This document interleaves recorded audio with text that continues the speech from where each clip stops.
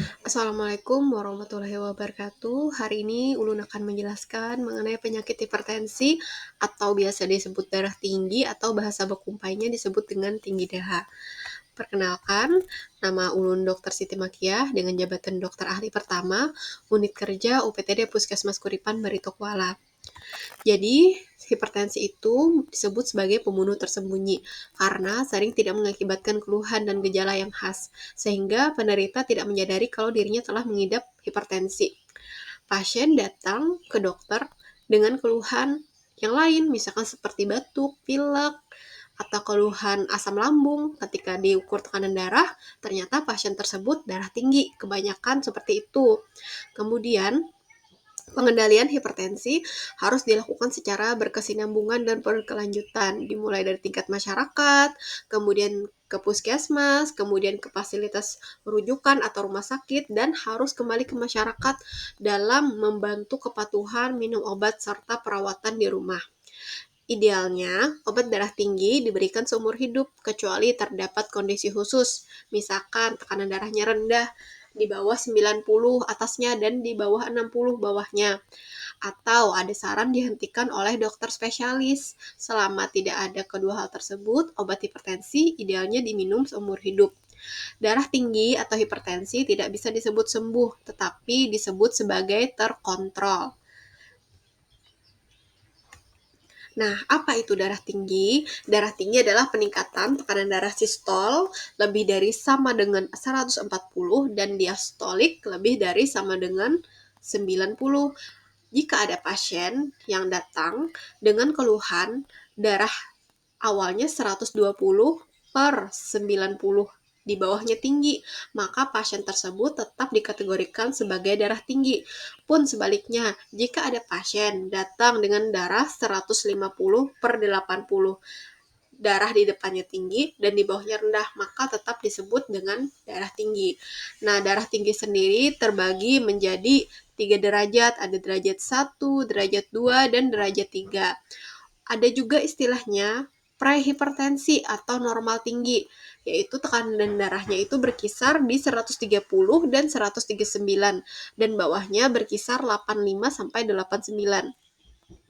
Orang-orang dengan prehipertensi akan mudah berubah menjadi hipertensi jika misalkan konsumsi garam harian tetap tinggi, pola hidup tidak dijaga, malas bergerak, kegemukan, dan jarang berolahraga. Oke, kita lanjut. Nah, cara mengukur tekanan darah yang benar itu sebaiknya diukur dalam keadaan ruangannya tenang. Kemudian pasiennya tidak merokok, tidak habis minum kopi, dan dalam 30 menit terakhir tidak olahraga, dan sudah buang air kecil. Kemudian, sebelum diukur, pasiennya harus dalam keadaan santai dulu, 3-5 menit. Dan pengukuran bisa diulang 3 kali dengan jarak 1 menit setiap pengukuran. Punggungnya harus tegak bersandar, kemudian tidak berbicara selama ditensi, dan lengannya harus dalam keadaan istirahat dan sejajar dengan jantung. Kakinya disarankan untuk menapak ke pantai. Itu adalah cara mengukur tekanan darah yang ideal lah. Oke, kita lanjut mengenai faktor resiko. Jadi faktor resiko tekanan darah tinggi dibagi menjadi 2. Faktor resiko yang dapat diubah dan tidak dapat diubah. Yang tidak dapat diubah sendiri ada usia, jenis kelamin, ras, atau faktor genetik. Nah, yang dapat diubah oleh kita yaitu ada kelebihan berat badan, konsumsi garam yang berlebihan, kurangnya aktivitas fisik, misalkan lebih banyak diam, lebih banyak main HP, tapi tidak berolahraga atau bergerak, dan konsumsi alkohol secara berlebihan, efek samping obat, merokok, dan kadar gula darah tinggi atau diabetes dan gangguan fungsi ginjal.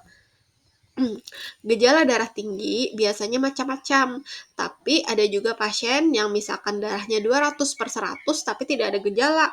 Ada juga yang 150/80 tapi gejalanya luar biasa. Jadi setiap pasien itu gejalanya berbeda-beda.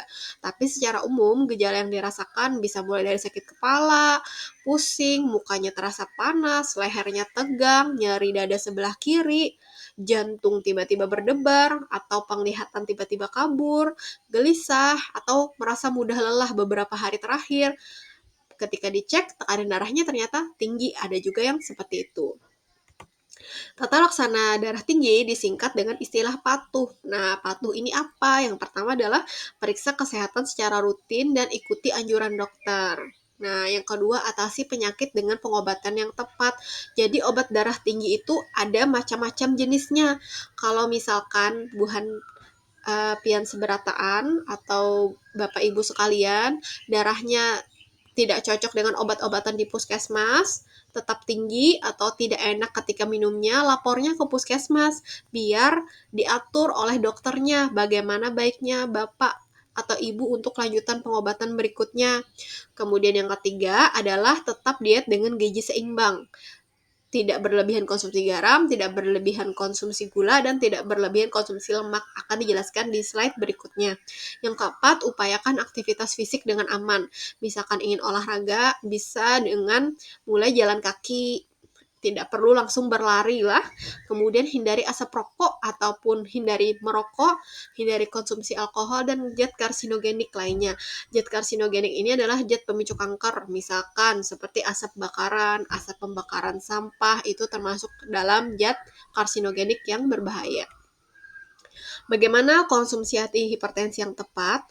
Nah, konsumsinya itu diikuti anjuran dokter atau tenaga kesehatan. Konsumsinya sebelum tidur di malam hari. Kenapa? Karena kejadian serangan jantung, serangan stroke biasanya terjadi di malam hari. Jadi untuk mencegahnya itu dan supaya tekanan darahnya stabil di pagi hari, maka dianjurkan konsumsi penurun tekanan darah itu sebelum tidur di malam hari.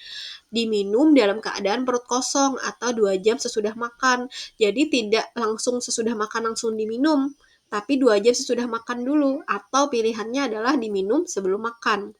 Konsumsi secara rutin selama tidak ada keluhan seperti tadi tekanan darahnya rendah atau disuruh oleh dokter spesialis dihentikan.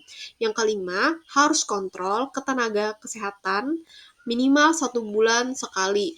Kalau misalkan tidak bisa ke puskesmas, bisa ke posbindu atau ke tenaga kesehatan terdekat untuk mengecek tekanan darah.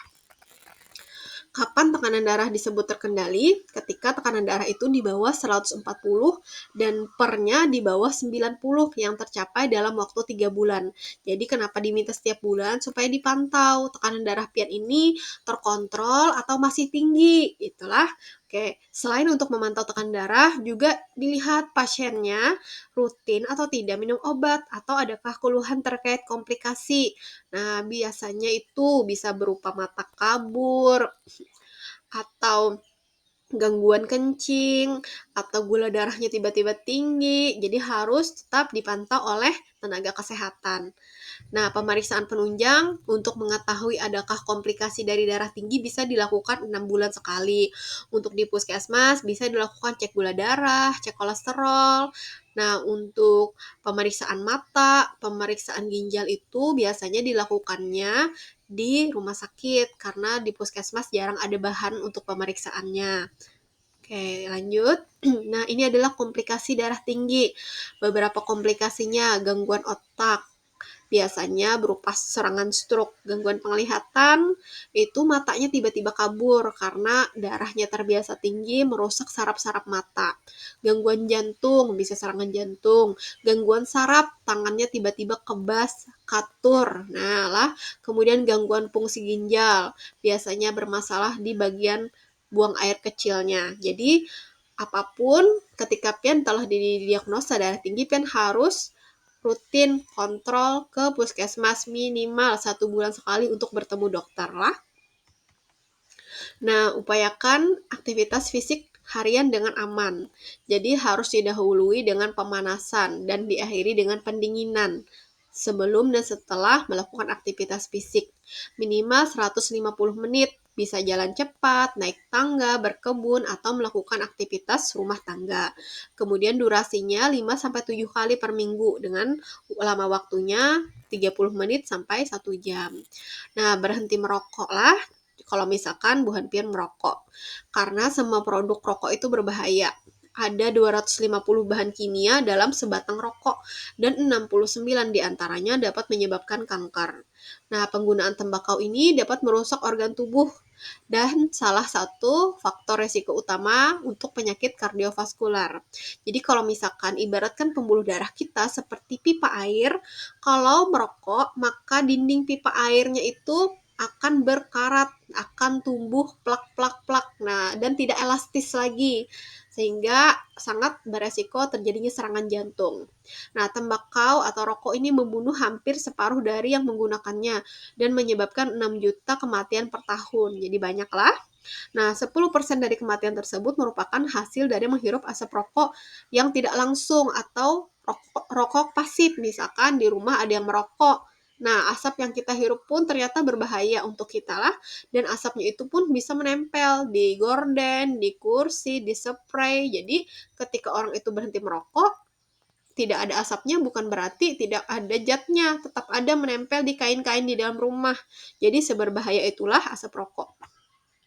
Kemudian anjuran pola makan yang sehat. Nah, di sini bisa Bu Hanpian lihat, Bu Han Bapak Ibu baca bahwa ada makanan yang diperbolehkan, beras boleh, ubi boleh, mie boleh, gula pasir boleh, kacang-kacang boleh, sayur, buah, bumbu pun boleh, asal dalam batasan lah. Kalau misalkan boleh konsumsi mie di sini, bukan berarti konsumsi mie-nya itu setiap hari, karena kandungan garam yang ada di dalam mie itu sangat tinggi dan sangat berlebihan.